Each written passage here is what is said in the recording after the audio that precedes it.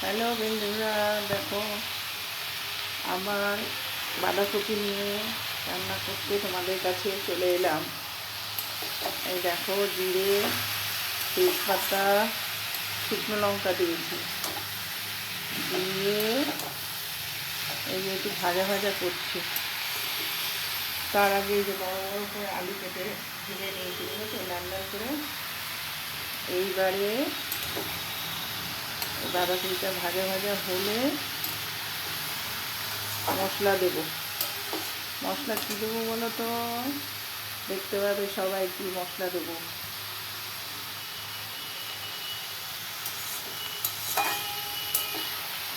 বাঁধাকপিটা নিয়ে এলো তো একটু দেরি হয়ে গেল, 12টা বাজে, জানো তো। আর আমার এমন অবস্থা, আমি 12টা বাজলে স্নানটা যদি না করতে পারি তাহলে আমার খুব অসুবিধা হয়। আমার 12টার মধ্যে স্নান করার দরকার লাগে। স্নান না করলেই শরীরটা খারাপ খারাপ লাগতে থাকে, জানো। এরকম কারো হয়, কারো হয় এরকম যে একেবারে 12টার মধ্যে স্নান না করলে শরীর খারাপ লাগে। আমার হয় গো ভীষণ, শীত, গ্রীষ্ম, বর্ষা, সব সময় স্নান ছাড়া তো থাকতেই পারি না। তারপরে এরকম হয়। আমি না বাঁধাকপি টপিতে খুব একটা মশলা দিই না।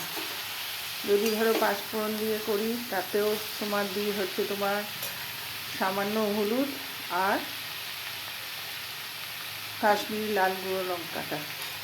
এই দেখো মশলা দিয়ে দিলাম, দেখলে সামান্য মশলা দিয়েছি। দেখো এই যে এইটুকুনি, একটু জিরে আর একটু হলুদ। আমার একদম বাঁধাকপিতে বেশি মশলা দিয়ে খুব একটা পছন্দ না। আমার মনে হয় বেশি মশলা দিলে বাঁধাকপির গন্ধটা নষ্ট হয়ে যায়। ওই জন্যে গরম মশলাটাও দিই না সহজে।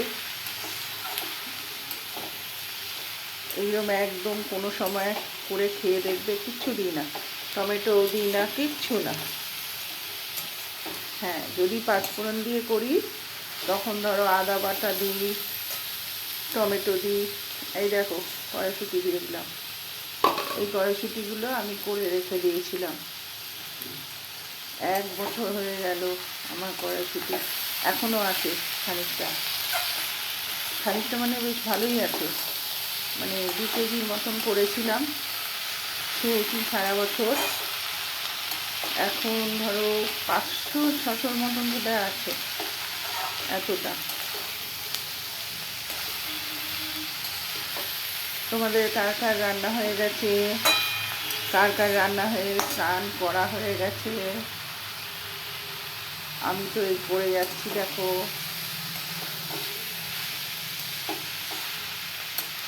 এরপরে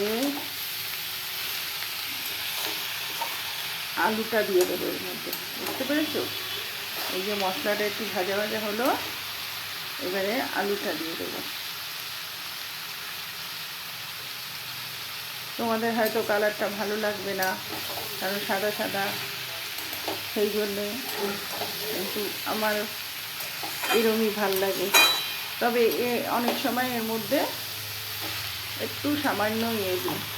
এ দেখো আলু দিয়ে দিচ্ছি। আমি এরকম বড়ো বড়ো করে আলু দিতে খুব পছন্দ করি। সে বাঁধাকপি বলো, মাংস বলো, মাংসটা আরও বড়ো আলু দিই,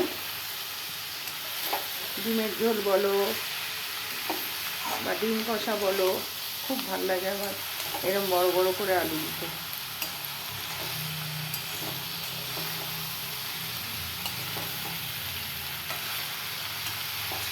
জল দেব না কিন্তু, এইভাবেই চাপা দিয়ে রাখবো।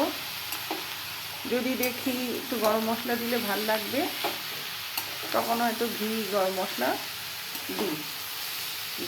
এখন তো একদম কপিগুলো খুব তাজা তাজা, একদম স্বাদ আছে, ওই জন্য আমি খুব একটা ঘি গরম মশলা দিই না। এখন আমি এরকমভাবেই রান্না করি। তোমাদের কি পছন্দ হলো আমার এরকম সাদা সাদা কপি রান্নাটা? পছন্দ হলে জানিও। সবাই ভালো থেকো, সুস্থ থেকো, সাবধানে থেকো। অনেক অনেক ভালোবাসা রইল আমার তোমাদের জন্যে। তোমরা আমাকে ভালোবাসবে কিনা লাইক শেয়ার কমেন্ট দেখে বুঝতে পারবো। আমি একেবারে নিয়ে, কারণ আমি এখনও কিচ্ছু শিখিনি, মানে কিচ্ছু বলতে ধরো